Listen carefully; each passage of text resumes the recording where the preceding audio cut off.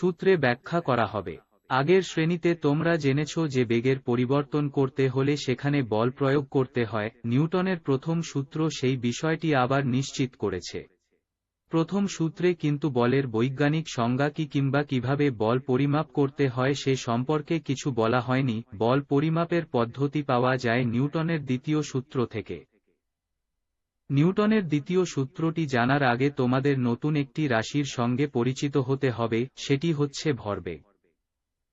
1.2.1 ভরবেগের ধারণা। যদি কেউ বাইসাইকেলে করে 1 মি. SCURD এর ঘাত 1 বেগে তোমার দিকে আসে তাহলে তুমি ইচ্ছে করলেই তার সাইকেলের হ্যান্ডেলে হাত রেখে সেটাকে থামিয়ে দিতে পারবে। কিন্তু কেউ যদি 1 মি. SCURD এর ঘাত 1 বেগে একটা গাড়ি চালিয়ে নিয়ে আসে তুমি কিন্তু তাহলে হাত দিয়ে ধরে গাড়িটা থামাতে পারবে না, যদিও সাইকেল আর গাড়ি দুটোই কিন্তু ঠিক একই বেগে গতিশীল ছিল। দুটোর পার্থক্যটা আসলে ভরের। সাইকেল যেমন কম ভরের বা হালকা একটি বস্তু, গাড়ি মোটেই তা নয়, সেটি অনেক বেশি ভরের একটি বস্তু। অর্থাৎ বল প্রয়োগ করে গতি পরিবর্তন করার বেলায় বেগের পাশাপাশি এখানে ভর কম বা বেশি হওয়ার একটি ব্যাপার আছে। যদি কেউ একটি ছোট পাথর 1 মি. SCURD এর ঘাত 1 বেগে তোমার দিকে ছুঁড়ে দেয় তুমি খুব সহজেই সেই পাথরটা ধরে ফেলতে পারবে। এবারে সে যদি একটা গুলতি দিয়ে সেই একই পাথর তোমার দিকে 100 মি. SCURD এর ঘাত 1 বেগে ছুঁড়ে দেয় তুমি নিশ্চয়ই সেটি ধরার সাহস করবে না।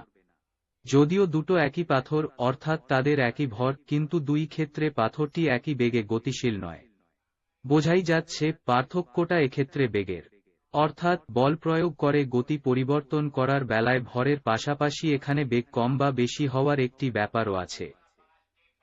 এই দুটি উদাহরণ থেকে তোমরা বুঝতে পারছো যে বল প্রয়োগ করে বস্তুর গতি পরিবর্তন বস্তুর ভর এবং বস্তুর বেগ দুটোর উপরেই নির্ভরশীল।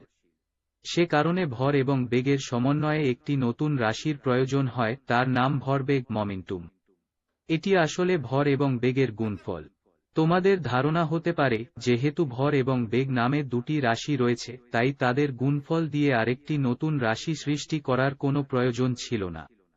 আমাদের দৈনন্দিন পরিচিত জীবনের জন্য তোমাদের ধারণা সত্যি, কিন্তু তোমরা জেনে অবাক হবে যখন কোনো বস্তুর বেগ আলোর বেগের কাছাকাছি পৌঁছে যায় তখন ভরবেগ আর শুধু ভর এবং বেগের গুণফল নয়। শুধু তাই নয়, আলোর কণার ফোটন ভর 0 কিন্তু তার ভরবেগ 0 নয়। উপরের ক্লাসে গিয়ে তোমরা সেটি আরও বিস্তারিতভাবে জানবে। আপাতত আমরা ভরবেগ বলতে ভর ও বেগের গুণফলই বোঝাব। ভরবেগকে প্রকাশ করা হয় ইংরেজি পি অক্ষর দিয়ে। ভর এবং বেগ যদি যথাক্রমে m এবং v হয় তাহলে p সমান মাভ এবং ভরবেগের একক পাওয়া যায় ভরের একক এবং বেগের একক এমস এর ঘাত 1। শিক্ষাবর্ষ 2024।